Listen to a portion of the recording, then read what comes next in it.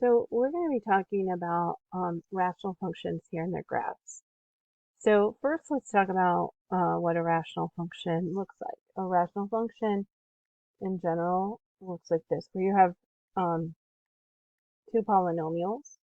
We can call them whatever letters we want to call, but we're saying that P and Q are polynomial functions, and Q of X is not equal to 0 because you can't divide anything by 0, it would make it undefined. So in order to find the domain of any polynomial, rational function, the domain of a rational function is the set of all real numbers except, let me write that, all real numbers except the x values that make the denominator 0. So that if we had a rational function that looked like this, let me just give you an example. F of x is equal to x over x minus 3. This is a rational function. The domain, if I was asked to find the domain, it's going to be all real numbers except what makes this denominator. So I'm only paying attention to the denominator when I'm talking about the domain, except what makes this value equal to 0. So I'm going to set it equal to 0. Now this one I can look at and I can say, hey, when I put 3 in here and I subtract 3, I'm going to get 0. But what you have to do, because sometimes it's not going to be this simple, is you set the denominator equal to 0 and you solve for x. So when I set the denominator equal to 0 and solve for x, I'm going to get x equals 3. So I'm going to say all real numbers except x equals 3. So then I'm going to write this, and I can write this in multiple ways. I can write the word description like this. I can also be asked to write it on a number line. When I write it on a number line, I would have my number line, I would label it, and this goes to positive infinity when I go to the far right, it goes to negative infinity to the far left. So I'm going to put open circle on the number line at 3, meaning it can't be that, and then arrows both directions. So, and another way I can express on the number line without the open circle, some books talk about they use parentheses. So you could have a parenthesis this way, a parenthesis that way, and that means that you have an opening at 3. So that is the two different ways to see it on a number line, or like this. And another way to write this is this is a word description, this is on the number line. You can also write this in interval notation. Interval notation means that you're going to put the endpoints.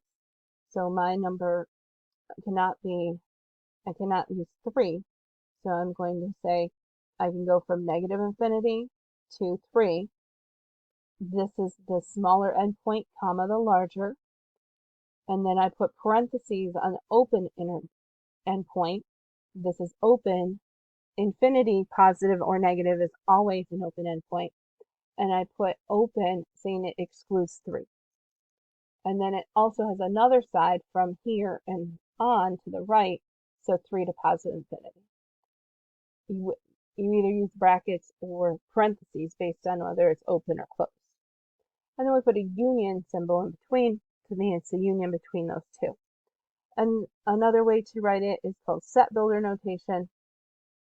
And with set builder notation, you would write it like this. You would say the domain is equal to the set, and you put the variable. So in our case here, we have a variable of x, and then you put the vertical line, meaning such that x cannot equal 3.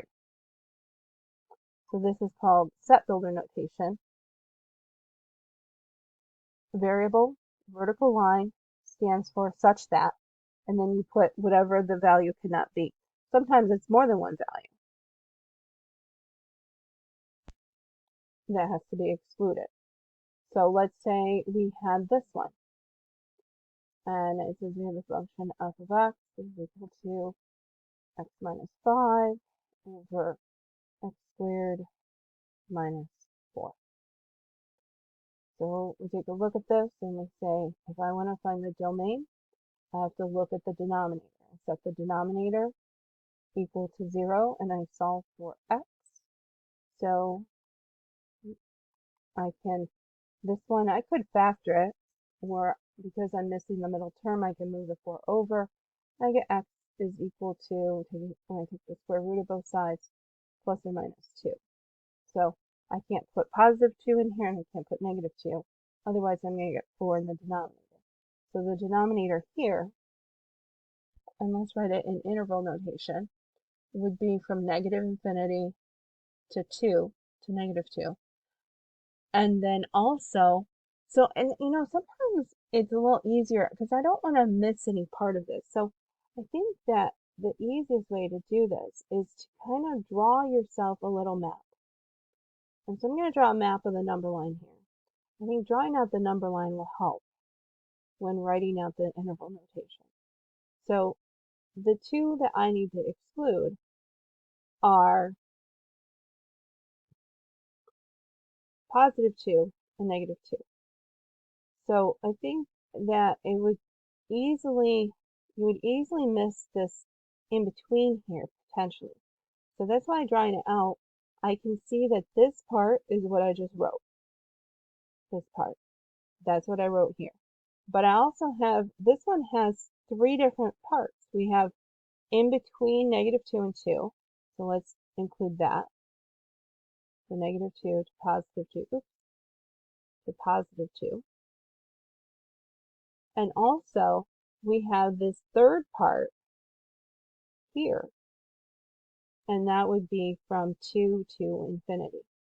So we want to make sure we have everything. So this would be the domain written in interval notation. So if I was to take this rational function and put it in my graphing calculator and examine the graph, I get something that looks like this. And so I kind of see that at what the 2 exclusions to the domain, I see what appears like I could almost draw a vertical line at these places. So what we say happens is that the rational function, if you have no common factors that will divide out from the numerator and denominator, the rational function where you see zeros of the denominator will form what's called a vertical asymptote of the graph. So if I take a look at this,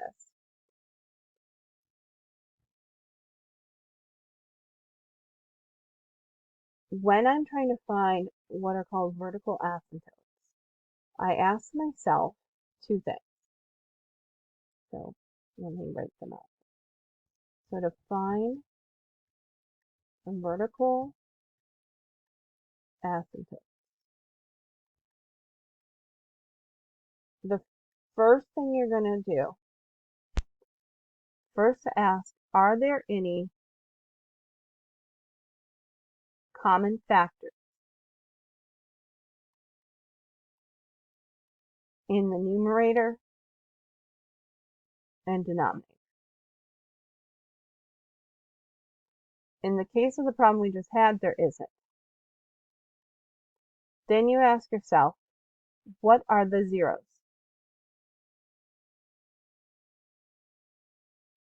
of the denominator?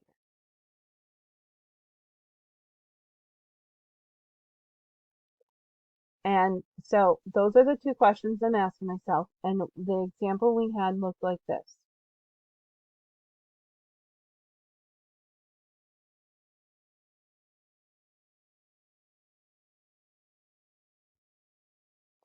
So no common factors, because even if I factored this, it would look like this. This is a difference of squares on the bottom, and I could factor it to look like this. But I couldn't divide, like this would not divide out that, right? But if I could, then I would divide them out and simplify. And I would end up having a whole at that. I wouldn't have a vertical asymptote, but I would have a whole. But what are the zeros of the denominator? We just found them. We have zeros at, so let's say zeros of the denominator are at 2 and negative 2. And that means, so I'm going to say therefore, the lines, the vertical lines,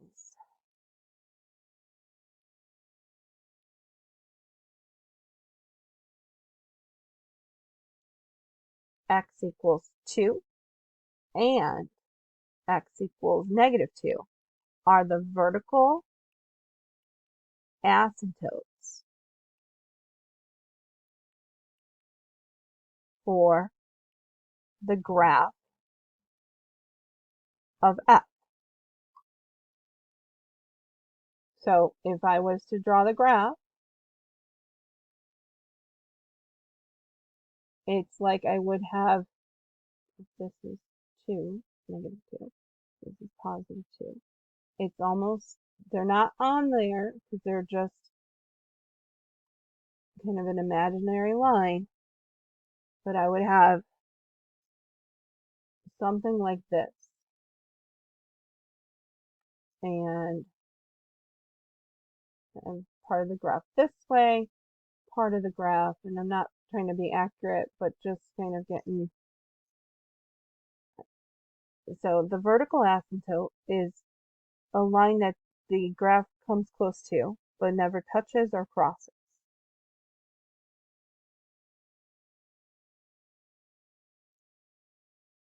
Now, we can also have what are called horizontal asymptotes. And when I look at this graph, it kind of looks like I have a horizontal asymptote.